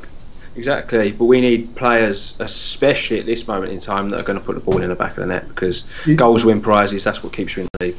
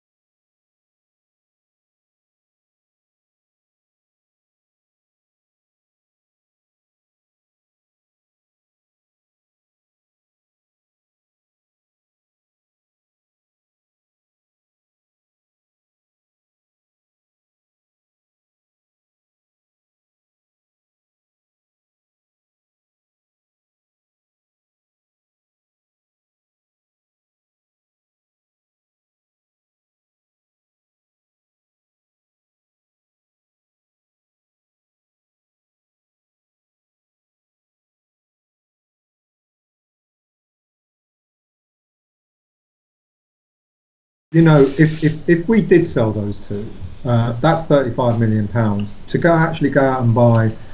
We go back to, well, who should you buy? Who would you buy? If we were gonna sell those two players and get that much money for them, that's when you can go in for a couple of a decent. Here we go again with me saying it. Decent players who are in the last sort of 6 months of their contracts in the Premiership. Then you can start. Am I dreaming? Then you can start looking at the likes of someone like Walcott. You can start looking at the likes of I don't know, someone like Wiltshire. Walcott, you know. I'm laughing at Luke's face. The minute you said that, still his face just dropped. Walcott is a half decent player, and he'd probably do all right at West Ham. He'd probably do better than some of our current players at West Ham. You know, but I don't know. But you can start opening up. I know you don't. All right, I can see by your face, Luke. Yeah, you don't like it. Not having that at all. But you could start looking at getting players of Premiership quality in, rather than looking, you know, in the Championship and other places. No? All right. I'll tell you what, Stel. I fucked up on Fellaini and I fucked up on Walcott. Stel. Now Stel. I'm going to shut Stel, I'm with you. If I'm being completely honest, I'm completely with you on the Walcott. I think he is. I don't think we're going to get him, because I don't think Arsenal are going to let him go to us for the money that we're willing to pay. But if we could get someone of Walcott, I think he could only do. He's fast, he's pacey. When he's on form, but do you know what? I think it's this season, and potentially some of last season. Out with that, he's got a reasonable goal scoring record, and he does go through stages in his career at whatever football club he's at, where he banks in goals left, right, and centre. I think he's someone I don't think we could just go bypass and go just because he's playing. Do you know what? It works in roundabouts. Carroll hasn't been performing for us, but Carroll will sign for Chelsea, and Chelsea will use him properly. Yeah. And Walcott's probably the sort of player that Arsenal don't use properly, but could come to West Ham, could make a difference, because that's what we lack, pace. I mean, I stick up for Chicharito all the time, but he came up on a 1-to-1, or he was running the other day, and he got caught very easily. Now that's not his game, but you put Walcott or Arnautovic at the end of that ball, they would have got, none of the defenders would have got anywhere near. You know, the biggest issue with that Hernandez chance was he was clean through. Clearly he didn't have the pace, but he didn't even have the confidence to give it a go. Yeah. He turned his back on it and bottled it. Just give it a go. We know you're not that good from outside the box, but what's the worst that can happen? Take a little dink, take a deflection, get it up in the back of the net. But he didn't even have. Unfortunately, Hernandez is another subject for another day. But no, don't do it. Don't do it to me. Don't do it to me. What? I thought you were going to slag him. Do you know what it is with Hernandez? He's a very expensive luxury. Yeah. And it's a luxury that at this moment in time, West Ham cannot afford. But is it again because we're not using him in the right way? The problem with Hernandez, I was having this conversation with a mate today, and we are both of the same opinion. The trouble with Hernandez, I am in no way going to sit here and say shit. I'm not going to come down on him too much, right? Yeah. Hernandez is a goal poacher, and that's what we bought, right? But we've never used him in that role. But he's never going to get used in that role in this West Ham team, because we don't play a striker like that. We don't play a system that fits that. The problem with Hernandez is, as a result of him playing as this lone striker, it's knocked his confidence. You only had to see on the few occasions where the ball was fed into him against Shrewsbury, his touch was heavy. He could barely pass the ball out. He rarely run at people. It's knocked his confidence being played out of position. He's not a target man. He's not even a lone striker. He's a poacher. He needs to be playing off a number 10. Yeah. That's how he's going to be best used, and that's why I say he's a very expensive luxury. But 130 grand a week, and he's only got 4 goals this season. Yeah, that's not good enough, and that's not all on him. Partly it is, but it's on the club as well. They brought in the wrong player. I was very excited about that transfer when he first came in. But does it not? Does that not concern you? The fact that even without Chicharito, and we try and play the style of football we want to play, we don't play it for years now. It doesn't matter, even if we had a good season at the Bowling Ground, Upton. Actually, do you know what, I'm going to stop saying the Bowling Ground, Upton Park. That's what I want to start saying. So, I fear that we just don't know how to use strikers. I can't remember the last time we had Dean Ashton, and then even at that point it kind of ended in tears. Yeah, but Ashton was a complete forward though, and he could hold it up. He had good both feet, heads the ball. Absolutely. He was very Alan Shearer-like. But what I'm trying to say is, you can probably name on one hand, if that, the strikers we've had in that we've actually used to the best of their abilities. Now, for me, that doesn't fall on the players' shoulders, because I think you look at all the records on all the strikers we've signed. You look at Zaza. Let's just talk about Zaza. And do you know what, people can slag me off for saying what I'm about to say, but we brought him in. He made fantastic runs. The ball never found him ever once. Never got put in front of him at all. He goes to Valencia and they use him the proper way, and then he starts scoring goals. Now, I was never Zaza's biggest fan. I was never Zaza's biggest fan, and I don't think he had consecutive goals in him from a previous career he played at in previous clubs. He never had loads and loads and loads of goals. But we don't play these players to their advantage. What if we decided to start playing what you said, Dan? The man off of Hernandez. The biggest problem we've got with Hernandez is, you look at the teams that he's played for, right? Look at the teams he's played for. He's never had to do the graft, and so he gets accused of being lazy. He gets accused of floating in these games, right? But that's Hernandez's game. That's how he plays the game. That's how when he was at Real Madrid, when he was at Leverkusen, when he was at Man United, he had class players around him. He could be afforded that time to find these pockets of space to make these runs. He can't do that. Does when he you play for a team like West Ham, you've got to work harder. Does he have class players at Mexico though? I know international level, but they're technically gifted players. They don't make the World Cup every year just because it's easy to qualify, because it's not. Well, I think I think the new structure kind of makes it a little bit easy, does it not? Yeah, but they're still class players. They're still class players. I think the thing that they play to his strengths though, because they built that team around him, didn't they? This is the thing. This is the problem. Man United, he could be afforded that time in a team like Man United because they've got 3 or 4 workhorses at the time, didn't they? You don't have that with this West Ham team, and that's why it doesn't work. Honestly, now 100% now would actually be the perfect time to play Hernandez. And I'll tell you the reason why. Mainly, you've got Lanzini now, who's fit and who's playing now, right? You've got Arnautovic absolutely on fire, doing whatever he can for the team, working hard, putting crosses, but all the rest of it. Antonio's been in there or thereabouts, got an injury now, then he's coming back and whatever.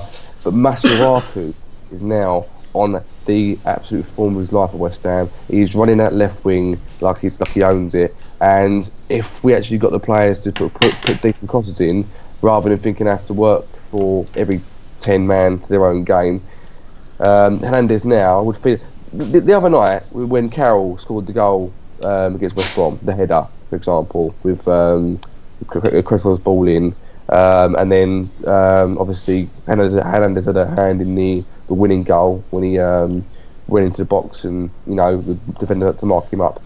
Now we've got to the point now with our team fully fit, we have Arnautovic on one wing, Masuaku on the other, Lanzini putting balls through. Is literally now the pivotal time, the perfect time to have Hernandez up front. But he's not getting in over Carroll. And as much as I love Carroll, Carroll's too much of a workhorse that those Arnautovic and Masuaku will then find that they want to do their own game. So they want to go and beat players, and they want to try and have a shot themselves. But I will say that for Carroll, he will put a shift in. And unfortunately, Hernandez is not built that way. No, you're right. And you need to be to play for a team like West Ham, especially in our predicament at this moment in time. And I just think we always seem to miss a trick. We've had a player of Arnautovic who's started off his career at West Ham. He was shit. No one wanted him. Now he's performing really well and everyone loves him. And then you think he is the workhorse that we did not expect to see. And then you hear a lot of fans, and it's true, you were calling out for Arnautovic and Hernandez to play together. It never happened. And then when it potentially was going to happen, Arnautovic was pulled out or whatever because he had a little injury, and then it looks like we're just not going to potentially see this partnership. And for me personally, it's a bit like what you were saying, Luke. It's like a partnership I want to see. It might not happen, and it will be like, what if?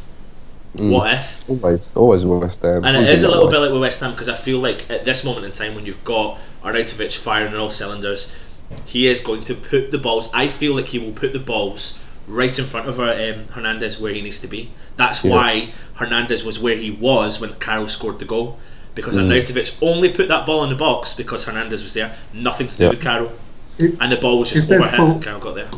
If there's talk about us definitely selling Carroll and Saka, then there's a chance that Hernandez will get more opportunities to play. And there's a big possibility that you could see, Antonio, Arnautovic, Lanzini, Hernandez, Masuaku all in the same team. Now then he'll have players around him, probably Arnie playing just off him, Lanzini to one side with Masuaku and Antonio on the wings. Then he'll have the service, absolutely. Now that is a bit gung-ho, because then you're sort of opening yourself up the back maybe, but he may, if we sell both two strikers, then he may well get a chance to show what he can do. But I do agree. We did buy a poacher you know, and I'm pretty bloody sure that Bilic and the board knew what we were buying. So to use him in the way that he's been used is a little bit odd. You know, when Bilic, it was the market employee as well, though. Get all the Mexican say again, stuff. mate. Part of me, sorry to interrupt you there, mate, but right. part of me thinks it was kind of a market employee as well. Because when you hear that basically the majority of the shirts sold, the West Ham shirts, have been Hernandez shirts, to the South American fans and whatever you know, wherever they originate, wherever they live in now, whether they come to the UK or whatever, it's worked out. But business-wise, it's been bloody fantastic for the club. He's sold loads of shirts. It's been quite bad for the media team because when he doesn't play, you get a load of angry Mexicans putting the angry reaction on the Facebook posts and everything like that. So they've had that for quite a little while. But yeah, that's me, really. But yeah, sorry, Stel. No, you're right. Yeah, I mean, probably that's what the board were thinking. Money, as usual. But used in the right way, used in the right way, I reckon the guy can get us another hatful of goals. Used in the right way. But Dan, you touched on it. We don't use our players in the right way. And we'll try and shoehorn when Antonio's back fit. We'll try and shoehorn him in as a forward again. With Arnautovic just behind, and we'll muck around with different formations. And Hernandez will just sort of sit there on the bench, wondering if he'll ever have another go again. And when he has been on, you're all right in what you say. He's been used as a lone striker. Bilic didn't use him out left or whatever, and he's played, apart from going in goal, he's played just about everywhere where he doesn't want to play.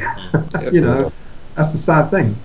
Well, listen, we've talked about from some realistic players going out. We think potentially there's a strong possibility Hart, depending on what he wants to do, Sacco and Carroll. Are there any other players on either of all of your lists that you've got that could be quite a shocker?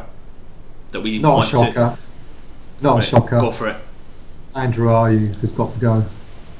He's a workhorse, but he's just not good enough. He's on my list as a 50-50. Because I don't even think he knows his best position. I genuinely don't know if he or the manager knows where he really fits in this team. But he's another one, a bit like Hernandez. The only difference is he will put in a bit more of a shift, but he is more of a 10/poacherish kind of player, isn't he? He's not your complete midfielder. He's not a winger, definitely not a winger. And in the group chat the other day, I was coming down on Lanzini a little bit, but if Lanzini and I were fit, Lanzini plays number 10. It's as simple as that. So maybe he's one you'd cash in on. I think Ayew's personally proved himself that he can score goals when he's in and around the box. Done against Tottenham, done against Newcastle, whatever. Never let him take a penalty ever again, by the way, just to get it out there. But yeah, if he was to get decent money for him, or just kind of any money. I mean, I know the market's a strange one, but Ayew's one of them. I think Ayew has a position now where it's going to be on the attacks, like Hernandez. But we all know Hernandez will finish it off 10 times more than Ayew. But getting off on Ayew, if it's good enough, fair enough. But I'm not. There are talks that he could be involved in the Mawson deal for Swansea if we do go in and we are realistic to get. I heard that was dead. Well, I heard that Watford potentially have entered the mix. In then. Because Mawson's a London lad, isn't he? Yeah. He's a London boy, so I can see why he fancies it. Would you take a Mawson plus Ayew? I don't think we need him. I don't think we need a centre back.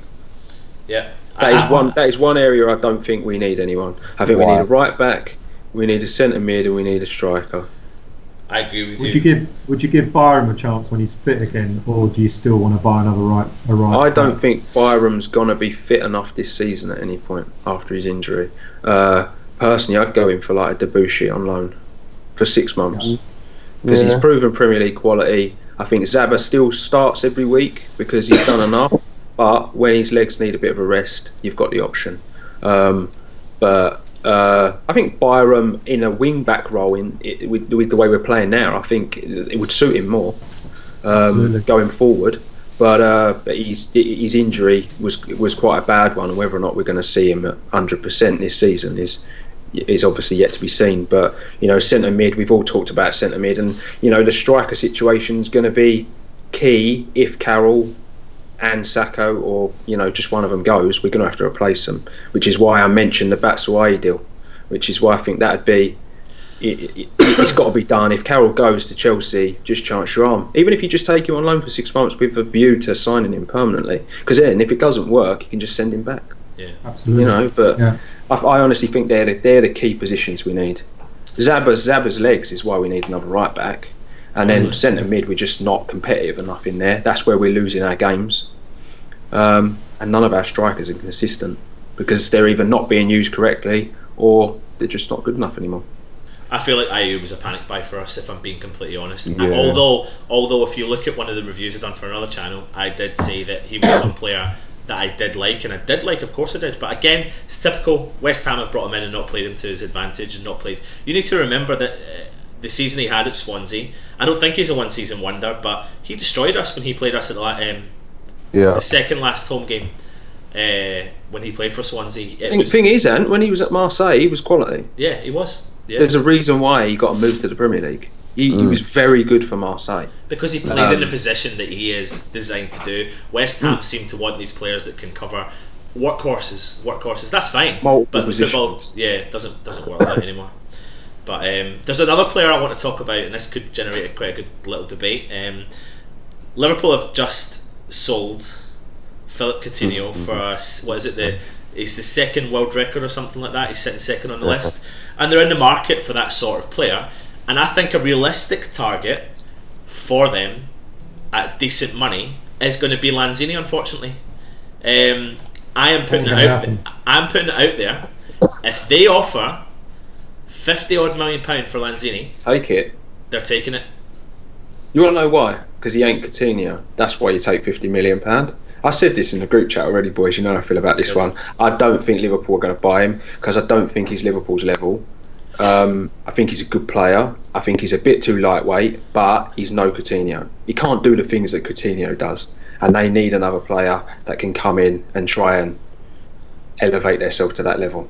Because Liverpool are on the next level from us. They're after Champions League, and I don't think Lanzini is a Champions League player. But with better players around him. Yeah, I still don't think Lanzini is good enough. I think he's too lightweight. I think that's just my personal opinion. That's just my personal opinion. Apparently, in the summer, Liverpool were potentially interested. Again, we don't know how much of this information is out there, but I think that he was, and I would have thought it is a realistic name that they would have targeted. Is he a Klopp kind of player? Probably. He may not be at the standard just now, but could he be at the standard? That's why you're never going to find that product of Coutinho, because if you're going to find that Coutinho, they're going to have to reinvest that whole £100 million. Liverpool aren't going to do that. No, I know, but Liverpool aren't going to do that. Liverpool have always been that team that sell players for high value and then go and buy the Yossi Benayoun's. The point I'm making though is they're the same age, right? How much more is Lanzini really going to develop? I think to catch up to Coutinho-esque level. I genuinely think you think about Lanzini and Payet together in a West Ham team, and but Payet overshadowed Lanzini, which is why Lanzini looks so good now. Don't get me wrong, I rate Lanzini. Lanzini's standard was a lot higher when he I was don't want anyone to think player. that I don't like Lanzini, because I do like Lanzini, but I just think Payet he elevated him, and then then he left, and then Lanzini had to take his place, and that's why Lanzini looks so good. Yeah. I don't actually think Lanzini is amazing. I think he's a good Premier League player. He's a solid Premier League player, but do I think he's a top 4 Premier League player? No. Look, it's. I agree with what you're saying, Dan, and I've actually thought a number of times this season that Lanzini is below par, that he hasn't pushed on at all from last season when he had an injury at a certain point. But I think when you got the whole Liverpool emphasis is basically on speed and counter attacks mainly. So you got the likes of Salah and Mane and Firmino going forward, almost like in a wolf pack going forward together. Coutinho was exceptionally good at set pieces, which Lanzini isn't, as much as we would all love him to be. He isn't. Coutinho is exceptionally good at long shots. Lanzini isn't. So there's two main areas where it's funny, right? I'm going to go back to something that I think Dalglish was asked when Suarez was sold first time to Barcelona, and they said to him, right, who do Liverpool go and buy now, and who to replace Suarez? And Dalglish said to the press, said to everyone who would even listen to him, said, who would you go to buy? Suarez is world class, beyond world class. At that point, he was beyond world class quality. Right, it was the main reason why Liverpool got so close to winning the league the year they almost did it. Coutinho leaving is fine. Having 200 million, it's fine having 400 million. It's fine having as much money in the bank. There is roughly about 10 players in this world on playing football now on this planet who are exceptionally good, who are exceptionally worth like 150. You can get clubs saying their players worth 150 million. They're not. Coutinho is worth in today's market is worth 150 million. If we're now saying that we would take 15 million for Lanzini, he's not good enough to replace Coutinho. Fundamentally, that's 100 million off. So what you're then looking at is thinking, well, if Lanzini gets linked, I mean properly linked to Liverpool, the agents get involved, figures get quoted, is it going to turn Lanzini's head? So as much as people want to say Lanzini loves West Ham, does the hammer sign when he scores and all the rest of it, we've got to be careful now, because regardless of him actually leaving West Ham to go to Liverpool, regardless of us getting the money for him, you got a Champions League team coming in for Lanzini. Now, if Lanzini wants to go there for a bit of money, that's potentially our main. And I mean, apart from Arnautovic and Masuaku now, that's one of our main central midfielders who is a creative influence for us going. So, if we do sit in, I don't think 50 million is enough. Look at world football as it is, right? Lanzini, if Lanzini was 21. I'd get it. He's almost at that now, but yeah. I'd get it, right? I'd get it. But he's not, okay? Lamar at Monaco got to the Champions League final last year, tearing that league to shreds. A very technically gifted player, and he's only 22 years of age, right? And they're talking about £75 million will get that deal done. And he is more of a direct replacement for Coutinho than Lanzini is. And Lanzini is an older player. And he's not going to learn much more. He's not going to develop much more. Yeah, but you're only talking by a couple of years, though. You know, he's not like massively older. And the other kind of argument. I mean, I can't even believe we're having this argument about is he good enough to play for Liverpool? We just want him to stay. But my point being, and I'll throw this one to you, Stel. I've actually lost my train of thought. Completely lost my train of thought. Should we sell him? I don't think we should sell him. I don't think we should sell him because he is arguably our most technically gifted player. We need that in our squad. The point I'm trying to make is he's a good Premier League player. I think like he fits our level. He maybe fits teams that are a little higher than us, but I don't think he's Champions League quality. That's what Liverpool are aspiring to be. And that's my quick point there, Dan. The player you were talking about, he's just played in France. Am I correct? Just played in League One. Now we all know he's Champions League level though, because he's done it at the Champions League. But what I'll say is the only thing. I mean, it is League One. Yeah, he has done it at the Champions League. I get the point. But £75 million a lot. They've already invested £75 million in a centre half, and then that's all of that Coutinho. That's all of that Coutinho money gone if they buy that player. And you're talking about buy. I just see them going for a Premier League proven available player at a lesser cost. Won't be Lanzini. Yeah, I actually don't think the deal would be done. I don't think. I'm not even sure if Lanzini would even fancy it. You know, because the likelihood is Lanzini could probably find himself on the bench at Liverpool more than he will start at West Ham. You know, and I know a lot of players do go for money, but I'd really like to think that Lanzini will want to stay at West Ham at least another season. I think you know, we're talking about transfer markets. I think the summer transfer market is going to be telling for West Ham once we survive the Premiership, you know, and who would then want to stay at the club, you know, because I can see Lanzini staying for the rest of the season, but then come summertime, it depends on what we're going to do in the transfer market, whether the likes of Lanzini want to stay on, you know, because if Liverpool don't replace Coutinho now, they'll start looking around in the summertime, and then Lanzini could be more of a prospect at that time, and the only way to keep Lanzini is to make sure that we do what we promised Pyatt. We buy decent players to play around him, because Lanzini thrives off Pyatt. He's started to show a bit of that with Arnautovic, but we need yet another player of that ilk, to sort of play alongside him. But if we don't buy in the summer, you can see Lanzini going, even if it's not to Liverpool. You can see Lanzini going, maybe his head being turned then. But I don't think any deal will be done now. Yeah. I doubt it very much. Right. Even if it was 50-60 mil. I think we've covered quite a lot of the West Ham players and players we think potentially could go out. There's loads of rumours around at this time of the year. We'll jump quickly back on. I mean, unless there's any last players you want to talk about with regards to West Ham, Luke, Dan, Stel? No. Everyone. We're coming to the tail end of this one anyway, but a couple of players we're linked to is Jonjo Shelvey, Romford-born Jonjo Shelvey, youth player at West Ham, and he's constructed himself some decent moves through his career. Luke, go over to you. What are your thoughts on Jonjo? Yeah, I've always liked him. It helps that he's a West Ham, got that West Ham connection. I've always kind of rated him with his passing sort of thing. He does have this kind of hot-headed, this kind of like can get sent off, can lose his head a little bit. He's sort of like a bad tackle waiting to happen, a card definitely waiting to happen. He's showing it at Newcastle now. He's not the most reliable player at times, but genuinely his overall play.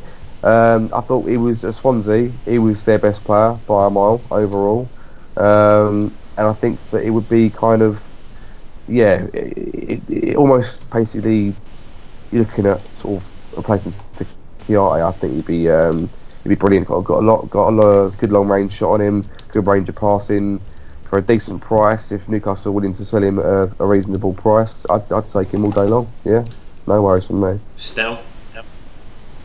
I'm a bit torn on this one, because every time his name's mentioned, I keep thinking of Lee Bowyer. He was West Ham through and through, and he didn't really sort of shake it all up for West Ham when he was there. He's the sort of player. He's hot-headed, and we talked about players, playing for West Ham. We don't want players being sent off, and he's the sort of player that will just lose his head, and we'll buy him and then we'll lose him for 3 games because he'll get a red card and stuff like that. So I'm a bit torn. He's got talent, and he will certainly put in more effort than Kouyate would, but I'm not so sure really. I think we can probably do better. Dan? I agree with everything both lads have said, to be honest. I think to some extent he improves the midfield because of his passing, his work rate, but his temperament is what you have to look at, and that's the one thing with him. He's always in the media always comes into question, gets sent off far too many times, and it's not even that he gets sent off for just run-of-the-mill challenges. He loses the plot, and we can't afford to have a player lose the plot, get banned for 5 games because the squad's thin enough. And the whole point of this window is to pack the squad out to make it easy for us in the next 5 months. And I am very torn on this one. I'm very 50-50, because as much as I think he improves us, he could hurt us if he ends up being a bit of a twat that we all know he can be. The only way I could describe Jonjo Shelvey is, do I want him? No. Do I think we'll get him? Probably. Am I excited by him? No. Will he do his wonders? I don't know. I think this is a reasonably controversial comment. This is equally, if not as bad as going to the Championship and signing players and kind of giving in the fact that we are looking at the Championship level player. I could be doing the player an injustice, but I just don't think it's the standard that I want. And I think if we're going to go for that standard, I honestly think I would prefer players from the Championship, personally. I don't know if anyone wants to disagree. If a Premiership team is going to look to offload a player like that, then it means they want to get rid. He's not particularly. Sorry, Stel. No, go on, mate. Go on. He's not particularly Championship standard, though. It's not like we're not looking at someone who. I know Newcastle just got promoted, but Shelvey played for Liverpool pretty sure before Swansea. and he was, a mainstay at Swansea as well before. And he's not someone. I don't think it's one of them. Be thinking, well, we'll pick a player who's kind of like, he's fighting relegation like us or something along them lines. I don't think he's that sort of player. I think he's a better standard than that. But I do agree with what you're saying. And the main reason why I would want Championship players if I'm not going to go for big money signing or someone of a good standard is because they'd be hungry. And for example, there was the Arsenal versus Forest game yesterday with Nottingham Forest's like 19-year-old forward constantly running at the Arsenal defence, and the commentator was saying it's like a 30-year-old playing, and it's just them players. I think they're hungry for it. They want to make a name for themselves in a short time they've got maybe in the Premier League. So if West Ham can offer them that avenue, I personally wouldn't see it as us as a fan perspective. I would look at the board going, like I think Swansea have done when they hired their manager, who got recently sacked by Sheffield Wednesday because couldn't take them up, as them preparing for life in the Championship. I wouldn't want to look at it as that. I would want to see aspiring Championship players that kind of will get them because they're hungry and they want to prove themselves, rather than the realistic sense and the business sense, which is kind of like, well, you're used to the Championship, so you'll be useful for us next season. But I'd rather not think like that. But Shelvey to me isn't in any way kind of like an afterthought. It's for me, if you're going to buy Shelvey, you're buying someone who's been there, done that. Just needs a bit of bit rough around the edges. But was it when he went to Swansea that he was called up to the England squad? I think it was, yeah. And I'm sure when he went to Swansea, there was talk of his style of play, because I think correct me if I'm wrong, was he under Alonso at Liverpool? Or was he just after Alonso? He was after. Yeah, I think it's just after. So I think there was a lot of pressure on his shoulders to ping the balls like Alonso did. Yeah. And Shelvey was that sort of player. But I also felt like he was a very poor man's Alonso. But then again, it's a big player to follow. But I remember him when he played his first couple of internationals for England, and he grabbed the ball, and I think England were playing like a kind of one of those kind of lower international teams. And he was trying to ping the ball left, right, centre, and he couldn't connect the ball. He could not do it. And I think that's just gone to his head, the fact that people maybe associate that sort of player. And I think, a bit like what you're saying, Dan, if we're looking for that sort of player, then maybe it brings us on nicely to the player that we were linked with in the summer. The deal didn't go through. There's an apology going back and forth between the two clubs. Is William Carvalho a realistic target for this window? If they're going to spend 40 million, then yes. If there's a player you spend £40 million on it, someone like that. He's just done a Champions League campaign, for fuck's sake, and he's rated by Cristiano Ronaldo. One of the, you know what I mean? He's one of the world's best. He's one of the best players we've ever had the pleasure of watching play the fucking beautiful game. And he's turning around saying, "This kid's special." Come on now, just spend the fucking money. Stop being tight. And we've had some scouts. Here we go again. We've had some scouts rumoured to be watching him at his last game. Yeah. So why would you do that if there's no? And this whole apology thing. This whole apology thing is key to the whole matter, because we were taking them to court. We were going to court. We were going all out against what they had said, and then we bent over backwards and. Instead, it's a little brown envelope, isn't it? Look, go for it. You look really frustrated by it. No, it's, you mentioned there the apology thing. It's like, you know, I really wish that the owners would apologise to us like the way they have Sporting Lisbon, because they've made us about Buckingham promises compared to what they've had Sporting Lisbon. They got caught out. They've had their pants pulled down, and they've realised actually, if we do want this player, we are going to have to kind of go. Sorry. You know, like a bit like Simon out of in between us. So it's, you know, it's got to the point now where it's embarrassing, and we're gonna have to really sort of pull our pants down. But just before I forget this player, there's one player I did forget, who I do want. Evidently now, there was two players I don't remember being linked with in the summer. It was Giroud from Arsenal, which is now a hell of a lot more unlikely than it was back in the summer, and also Adama Traore from Middlesbrough. Now, I've seen loads of things written about him on social media. A lot of Middlesbrough fans either don't rate him or do rate him. The main thing that keeps coming up is his end product. He's quick as fuck. He's absolutely dynamite. We need wingers. I don't care what anyone says. I don't really care what anyone says. When you look at our team, if we lose one of our wingers, we're fucked. We've lost Antonio already to injury, and we've had to sort of scarper around. Zabaleta's had to play right wing back because of the formation we're currently playing. I would actually like to see us sign a winger. if we're not going to use anyone from you for whatever reason, Cullen had to play practically right midfield yesterday because we had no one to fill in that role on the wing. Now, if you're looking at a player who's young, who's fit, can run the wing, anything like, it might not be able to put a cross in. If you train him up to put a cross in, or you give other players as options while he's on the wing, he's not going to cost a bundle. He is a championship player, but someone of that ilk, I want to bring in as well. Actually, someone else that I'd get in before I forget his name. To be honest, I think that's a great shout. I've recently been watching a lot of the highlights of the championship, just because I feel like we're potentially going to go down that route. And is that a sort of player? His speed, his ability to get the ball in the box. Maybe it's coming at the wrong time, because if we are going to lose Carroll, then it might not benefit him. But what are your thoughts, Dan? William Carvalho and what's his name? Adam Traore, is it? Adama. Yeah. Well, the Carvalho one needs to be done now if we're going to get it done, because there's a lot of talk that the big clubs are looking at him. Real Madrid is starting to look at that. They've got an ageing midfield. They've got to start bringing in some players.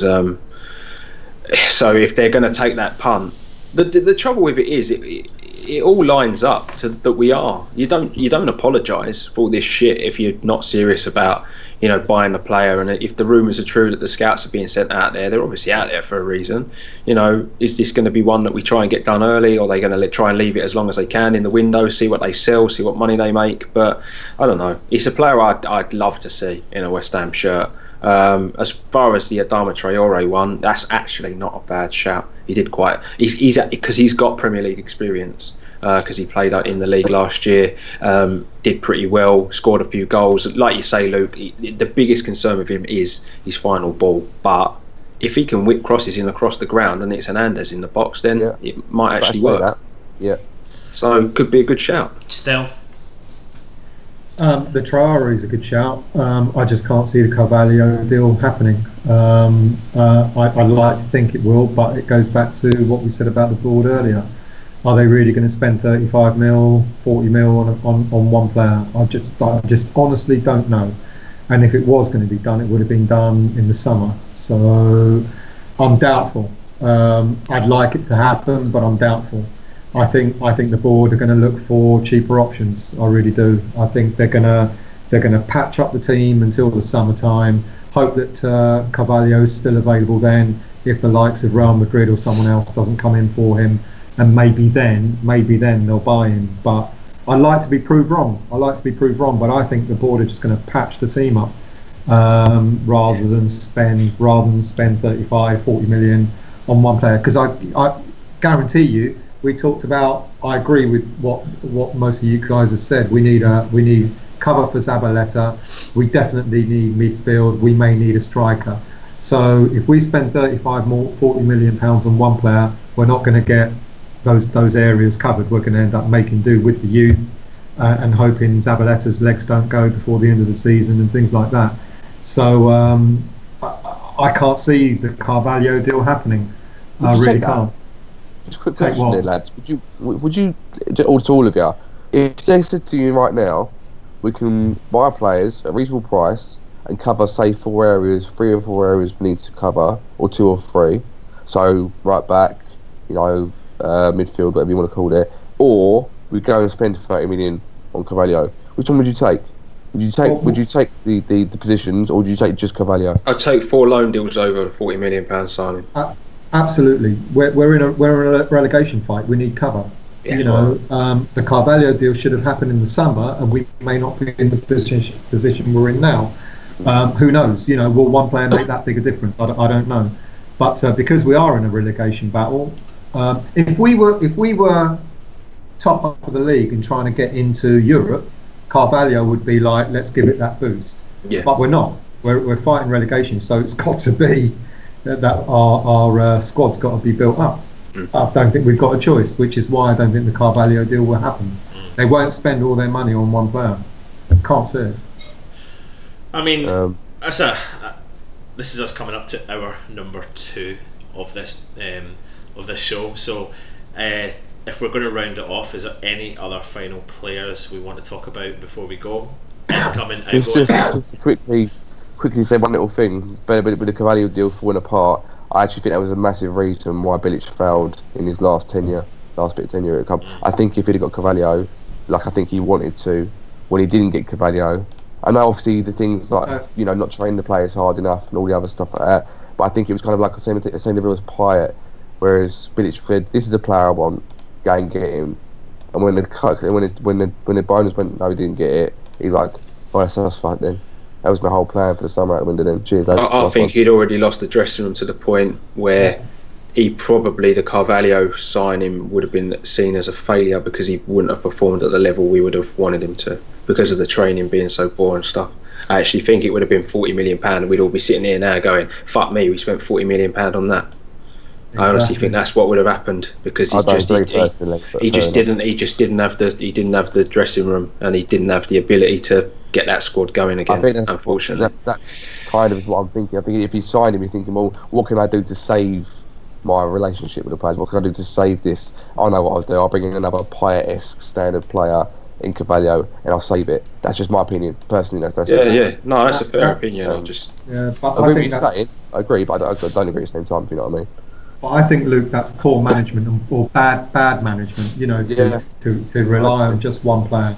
Which is what he did with Pyatt, because I backed Bilic, right up to the end of last season, even when other people were saying, he's lost it, he's got no tactics, no plan B, etc., etc. I kept saying, but, and it was when this season started, and he got the players that he wanted apart from Carvalho, and we started to do so bad. It's when I realised and started looking back at last season and thinking, yeah, he actually didn't do that well for a long time, and he stopped doing well because Pyatt left. Let's be honest, Pyatt left and the team started to go downhill. We were a one-man team then, and we're becoming a one-man team with Arnautovic now, and we would have been a one-man team if Carvalho had arrived. And that's not how you manage the team. And I think Dan's right. We'd probably be sitting here if we bought Carvalho in the summertime and Bilic used him in the way that he shouldn't have done. We would have been going, waste of money, waste of 40 mil. Sorry, Luke. No, I'm pretty wrong. But I've just had that feeling in the back of my mind since Bilic got sacked. Mate, and I don't know if anyone, just quickly going to say this. Did anyone see the interview with Bilic after he got sacked? Just on Sky Sports. They asked him if he had any regrets from his time managing West Ham, and he said no. And I immediately sort of burst out laughing. I went, "Are you joking?" The things we've heard since it's all come out. I'm not saying he would have saved his tenure, but I think he would have helped him. But anyway, that's another separate thing. But when he went, "I got no regrets," and I'm thinking, and you've already phoned the players to say, "What did I do wrong?" And they went, "You weren't tough on us. You don't regret not being tough on the players." I don't buy that personally, mate. Cheers for that last season in the bowling, but I think you let yourself down, mate. Sorry. Yeah. Well, listen, we've had our opinions and we're looking for your opinions, so make sure you get the comments below in the box below and write in who you think we should bring in, if at all anyone, and what players should go out the door. We've discussed Fellaini, Sombalonga, Moy, Carvalho, Traore, Shelvey, Ward-Prowse potentially coming in, to Carroll, Sacco, Hart, Collins, Ayew and Lanzini heading out. So make sure you get your comments in.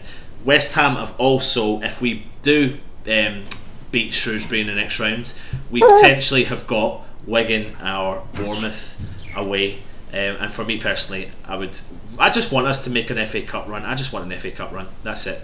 I want a cup. I know I want Premier League safety, but I'm getting so peed off of no effort in a cup, and it's been 38 years, and it's time now to try and push on and get something. But hey ho, we are West Ham. You can just see us on a Friday night travelling up to Wigan, pissing down with rain. It's going to be lovely, isn't it? Proper note tea. Proper old-fashioned outside. So listen guys, thank you very much for coming in. It's been a long one tonight, and that's just been our transfer opinions. Make sure you subscribe to our channel. Make sure you subscribe to the guy in my opposite corner, Dan's channel, Fandangos. His link and stuff will be in the thing below, and all our social media, Twitters, Facebook, all that stuff will be on it. And make sure you start commenting on our Facebook and Twitter accounts, etc. as well. Anyway, I've been Anton. Right above me has been Stel. Sounds a bit dodgy. To my left has been Luke, and in the top corner there's been Dan. We're at Irons United. Come on, you Irons.